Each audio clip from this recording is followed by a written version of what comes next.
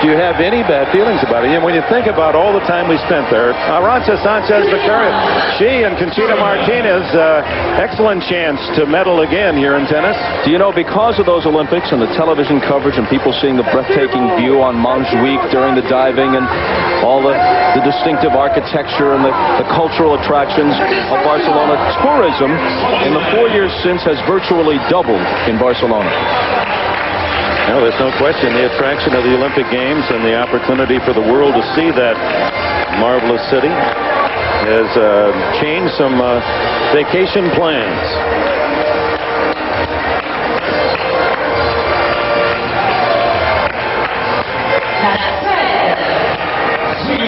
You know, you think also about Barcelona and the implications here in Atlanta, that they had won very few medals, only 4 gold medals until the Games of '92, and then they win 13 in Barcelona. And so many of the athletes for the United States said, hey, we're not being picked to medal. And some say they're not even being considered, but they feel that the home crowd advantage is going to dictate some interesting surprises here. And familiarity with the surroundings. There's no doubt it will help, but the United States will not approach the Medal Hall of 1984 in Los Angeles because this is a fully attended Games and the Eastern Bloc boycotted in '84. Next up is Sweden, hosted the 5th Olympiad in Stockholm in 1912, and Stockholm is also bidding for the 2004 Games. Those 1912 Games, the games of the man who by consensus was the greatest all-round athlete of the first half-century, Jim Thorpe, and as legend has it, King Gustav greeted him after his stunning performance and said to him, "You, sir, are the greatest athlete in the world." To which Jim Thorpe supposedly replied, "Thanks, King."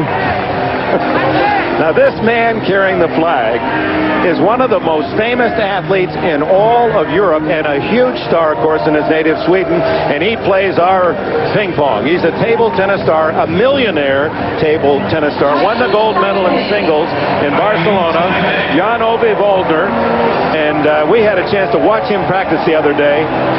Mind-boggling, the reflexes of the top table tennis players. So you're telling me there are places where you can make $1 million playing ping pong?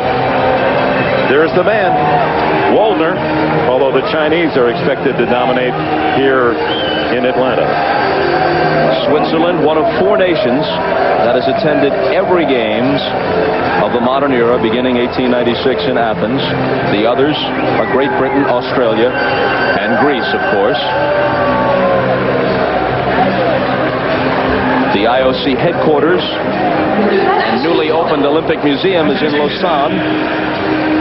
There's Martina Hingis, who, with her victory at Wimbledon at age 15, became the youngest ever Wimbledon champion, the doubles champion with Elena Sakova.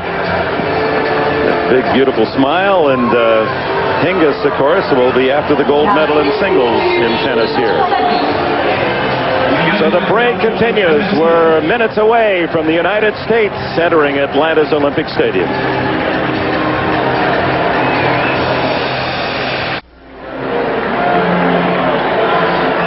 As we rejoin you from the Olympic Stadium, here come the Turks. And their greatest athlete, at least the most internationally acclaimed, is the tiny weightlifter Naim Suleimanoglu, better known as Pocket Hercules. A little less than 5 feet tall. Can hoist many, many times his own weight over his head. Originally a Bulgarian and then defected to Turkey several years ago with the enticement, it is said, of $1 million payment from the Turkish government, which was apparently under the wrestling salary cap, and able to make the offer. Istanbul, by the way, in Turkey, one of the 11 cities bidding to host the 2004 Games. And we head off for Jim Gray. Jimmy. All right, thank you very much, Bob. We're now at Fulton County Stadium, where the United States team is still waiting. We're joined now by Michael Johnson. Michael, it's been said by an awful lot of folks that you will be the star of these games. How do you deal with those expectations? Well, I try to make sure that I just realize what I'm here for, to represent the United States and to try to do the best that I can. And that's what I've been focused on since the trials, and I feel so confident coming in here. I think that I have a really good shot to make Olympic history and win both events. Now, how about those two events? You set the 200 record here a couple of weeks ago. Right. In the 200. You like the track? Does the heat bother you, or is that just a lot of talk? No, I think the heat, it's definitely a factor, but you have to be prepared for it. In training in Dallas, I'm prepared for it. You have to take all of the correct precautions. And the track is hard, but it's a fast track, so there should be some really good times. Now, you will be leaving Atlanta tomorrow. Why the decision to go back to Texas to train? Well, I think that if I go back to Texas, I can get there and just focus on training every day and not all of the crowds and all of the things that go along with the Olympics. It's really crowded here and everything is pretty hectic. And I want to go back home and just get focused. When I come back in here Wednesday, I'll be in the zone and just ready to go.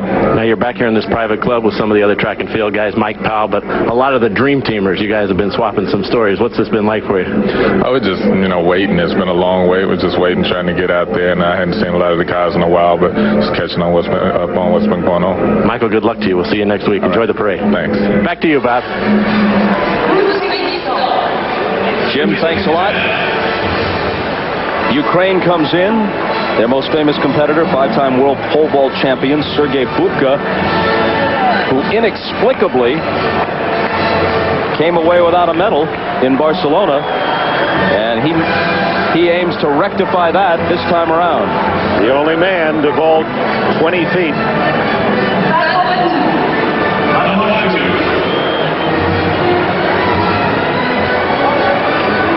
Not too far away from the entrance of the United States delegation.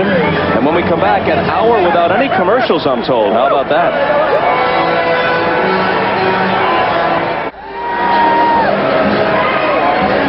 Well, these fine athletes from the Virgin Islands certainly have the right idea.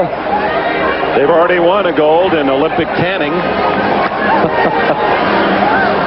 That's Lisa Newberger, 30 years of age, in yachting, the Mistral class. She was a gold medalist in the '94 Goodwill Games.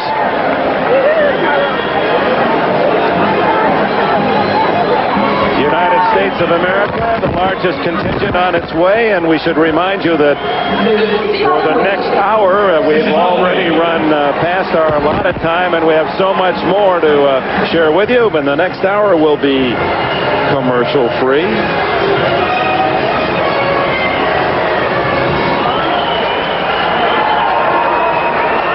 Zimbabwe is last alphabetically, following Zambia, and then the host country, the United States.